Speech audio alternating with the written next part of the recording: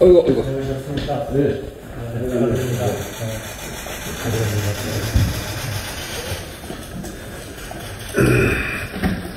그냥 포즈 한 번만 다시. 네, 그럴까요?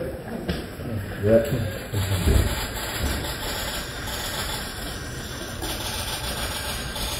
감사합니다.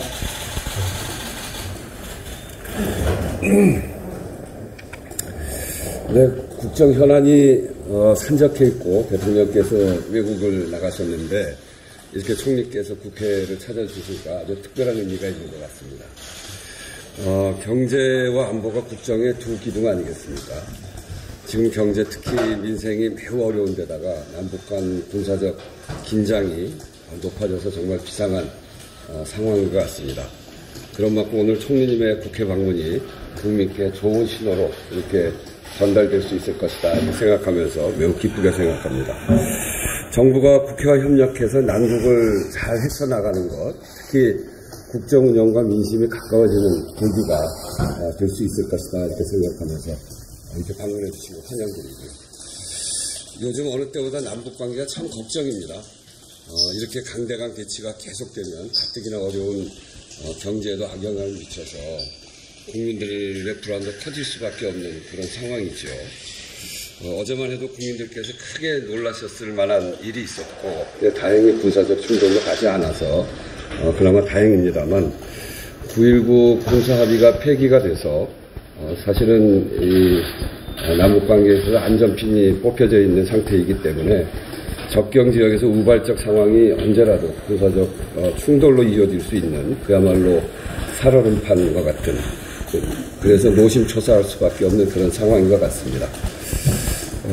이 안보의 본령은 국민의 평온한 일상, 생명과 안전을 지키는 이유, 그리고 남북 간 긴장이 더는 고조되지 않도록 상황관리, 위기관리에 만전을 기해야 된다 이렇게 생각하면서 정부에서도 정말 만전을 기해야 되겠다는 말씀 드리면서요. 근본적으로는 대결이 대화로 바뀔 수 있도록 해야 되는 거 아닌가 하는 생각입니다. 아직 국회가 원구성을 다 마치지 못했고 특히 외통위원장, 정보위원장 선출이 못한 상태라 아직 국회의 역할이 제대로 이루어지지 못해서 아직은 답답한 상황이고요.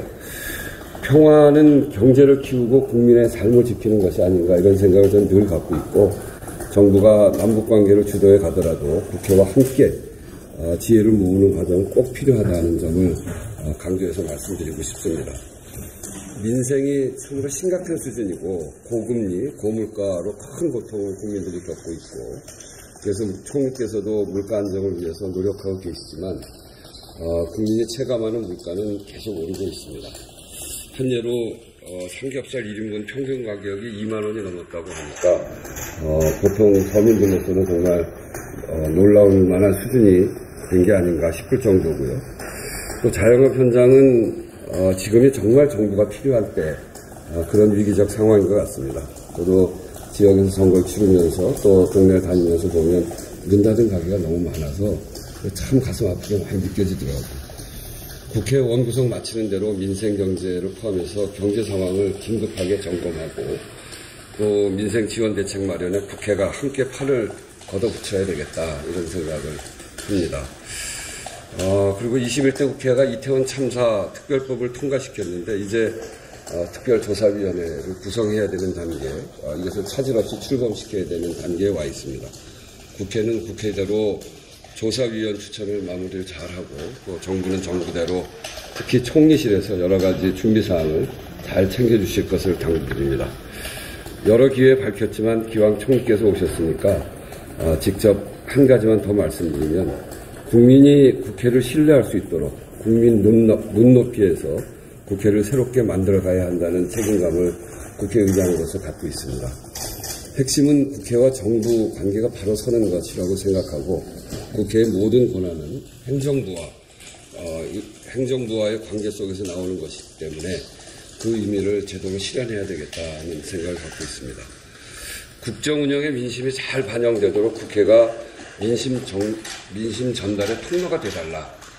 그리고 국민과 국익을 위해서 국회와 정부가 잘 협력해달라. 그리고 국회는 정부와 협력하면서도 견제의 역할을 제대로 해달라. 이런 것들이 지금 국민이 국회에 바라고 요구하는 것이 아닌가 하는 생각을 늘 갖고 있습니다. 국회를 운영하면서 이 같은 민심을 항상 최우선에 두려고 합니다. 총님을 비롯해서 모든 국민의원께서도 이런 민심을 잘 헤아려서 국회와 정부가 상권 분립이라는 헌법 질서 속에서 서로의 역할을 잘 해나갈 수 있도록 함께 노력해 주셨으면 좋겠습니다. 평상시에 제가 존경하고 여러 차례 뵙고 또 말씀도 나눴습니다만 국회의장이 되고 총리님께서 방문해 주신 것 다시 한번 감사드리고 그리고 앞으로 협력을 해서 잘 국정을 이끌어가기를 저도 기대하고 노력하겠습니다. 감사합니다. 지금 이제 6월 5일 날 의장으로 선출이 되시고 아마 굉장히 바쁘신 날을 내시라고 생각이 드는데 이렇게 저에게 예방을 할 수 있는 기회를 주셔서 좀 감사드립니다. 의장님과는 오랜 기간 제가 개인적으로 공적으로 알고 지냈습니다만 지난번에 예결위 위원장을 하실 때에도 정말 어려운 그런 그 재정 상황에서 여야가 정말 협치를 통해서 어려운 그런 예산을 편성하고 여야 합의로 통과시킬 수 있게 그렇게 리더십을 발휘해 주신 것에 대해서 다시 한번 깊은 감사의 말씀을 드리고요. 의장님께서 워낙 그러한 그 리더십 하에서 어려운 정치 환경이라 하더라도 항상 의장님의 그 협치를 중심으로 하는 그런 그 리더십을 발휘해 왔고 앞으로도 저는 의장님이 정말 더 중요한 그런 자리에서 그런 리더십을 발휘해 주실 것으로 믿고 있습니다. 특히 의장님께서 그 말씀하신 민심은 국민 생활의 현장에 있다 이렇게 말씀하신 것에 대해서 저도 100% 공감을 합니다. 최근에 우리의 경제는 지난 2년 동안의 국제적인 또는 국내적인 여러 가지 어려움 또 실제로 저희가 쓸 수 있는 수단이 금융이나 재정 쪽에서 굉장히 좀 제약이 돼 있었기 때문에 굉장히 어려웠습니다. 지금 의장님께서 지적하신 대로 금리도 미국 같은 경우에는 기준금리가 거의 10배가 올랐고 우리나라의 경우에도 3배 이상 올랐습니다. 그리고 환율도 상당히 저렴하게 해서 물가에 상당한 부담을 줬습니다. 그리고 그동안에 각 나라들이 재정과 금융을 코로나 극복이나 이런 그 위기 극복을 위해서 굉장히 많은 유동성을 풀어서 저희가 2년 전에 막 출범을 했을 때가 한 4.8% 정도 금리가 물가를 보였습니다. 그 전에 1.2, 1.5 하던 물가하고는 전혀 상황이 다른 그런 상황이었고요. 그리고 이어서 달달이 4.8에서 5.3, 6.0, 6.8 이렇게까지 아주 2022년 7월에 6.8%까지 올랐습니다만 그동안에 우리 국회에서 많이 협조해 주시고 또 국민들께서 인내력을 발휘해 주셔서 우리가 좀 방만한 재정이나 너무나 금융을 푸는 이런 상황을 좀 억제해 가면서 물가는 조금씩 안정되고 있습니다. 현재는 한 2.7% 정도에 머무르고 있습니다. 그러나 의장님 방금 지적하신 대로 우리 국민들이 매일매일의 생활에서 접하는 그 농산물, 식품 이런 쪽의 가격이 굉장히 불안하고 또 외식비가 우리 자재 가격이나 임금의 상승에 의해서 또 오르고 있습니다. 그래서 최대한 이런 물가를 더 민생에 도움이 되도록 또 민생이 느낄 수 있도록 그렇게 좀 안정을 해나가도록 그렇게 하겠습니다. 앞으로 의장님께서 많이 좀 지도도 해주시고 또 많은 그런 여러 가지 고언도 좀 해주시기 바랍니다. 안보와 관련돼서는 우리 국민의 생명과 안전에 직결되는 문제여서 정부로서도 가장 우선순위가 높은 그런 분야입니다. 윤석열 정부의 대북 정책은 대화의 문을 항상 열어놓고 어느 시기나 어느 때에도 만나서 대화를 하자는 그런 입장을 분명히 하고 있습니다만 그동안에 여러 가지 여건들이 그렇게 되지 못한 것 같습니다.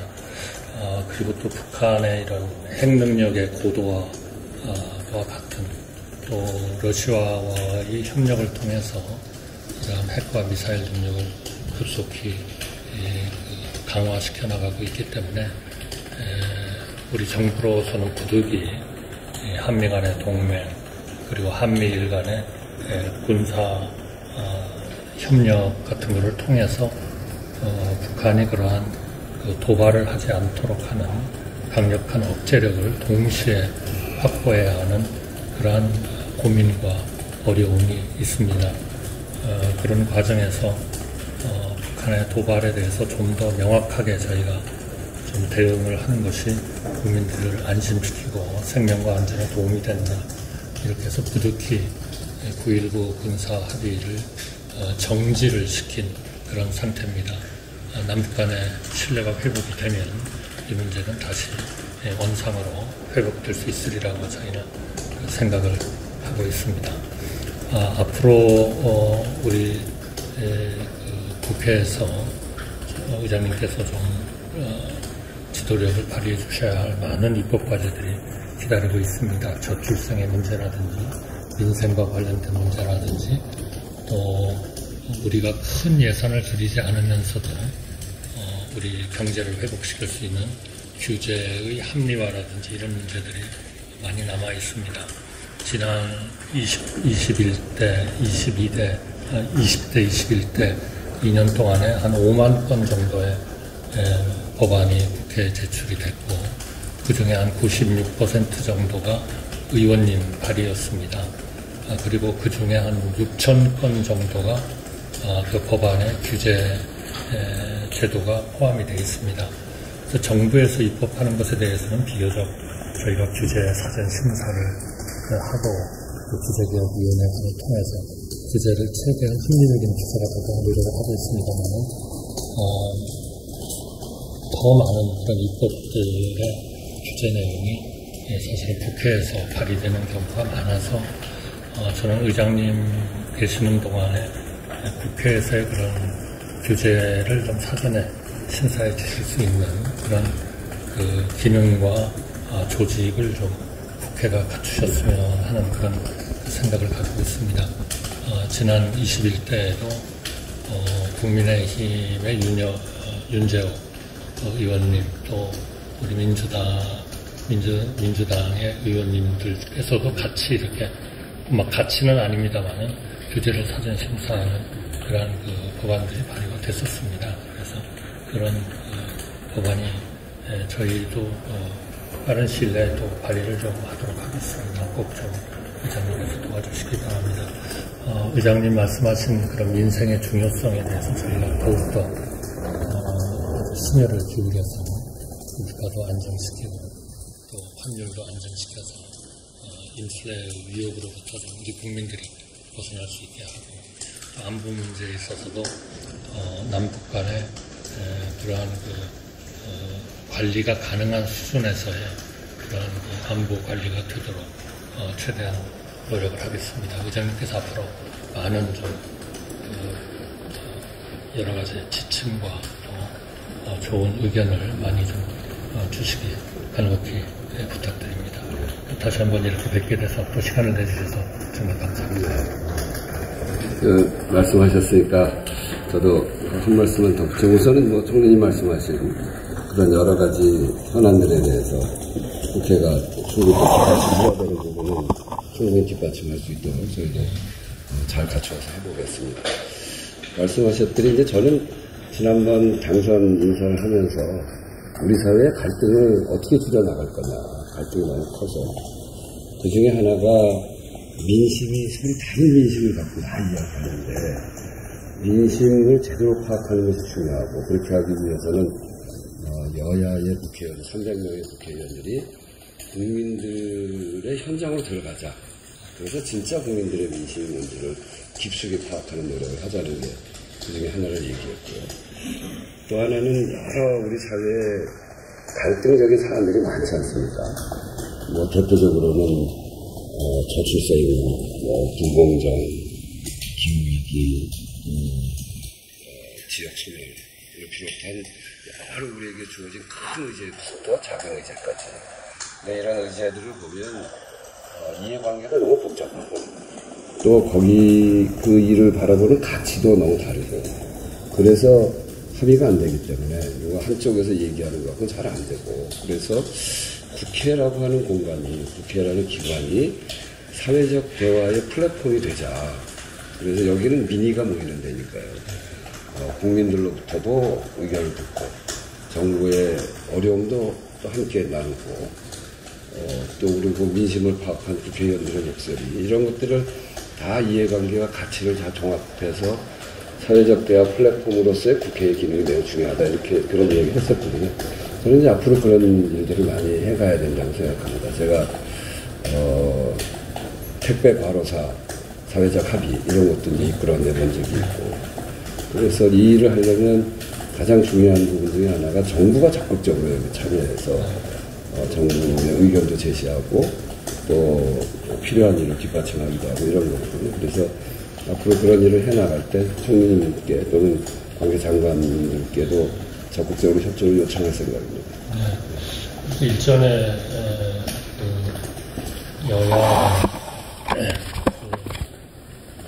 회담 있을 때에도 아마 대통령께서 앞으로 이제 정당 차원에서는 좀 여야 정 협의체 같은 것을 가지고 좀 거의 상설적으로 그때의 그 현안의 문제 또 중장기적으로 우리 국민의 미래를 위해서 해야 있고 이런 사항들을 좀 몸으로 하면 어떨까 싶습니다. 사실 국회 차원에서 계속 모든 논의가 이루어지는 거기 때문에 저는 오히려 의장님께서 그런 그 리더십을 좀 발휘해 주시고 관련되는 상임위원회 위원장이라든지 또는 그 관계 장관이 같이 참여를 해서 그때의 그 상위의 현안으로서 중요한 그런 의제를 의장님의 그런 리더십에 의해서 논의를 해서 해결을 해나가는 그런 필요성이 저는 굉장히 절실하다고 생각이 듭니다. 물론 이제 필요한 사람들은 그때그때 필요에 따라서 더 참여하기도 하고 그렇죠. 그렇게 하겠습니다만 좀 앞으로 우리 의장실이 좀 그러한 문제를 해결하는 데 아주 중심적인 역할을 꼭 좀 해주셨으면 감사하겠습니다. 네.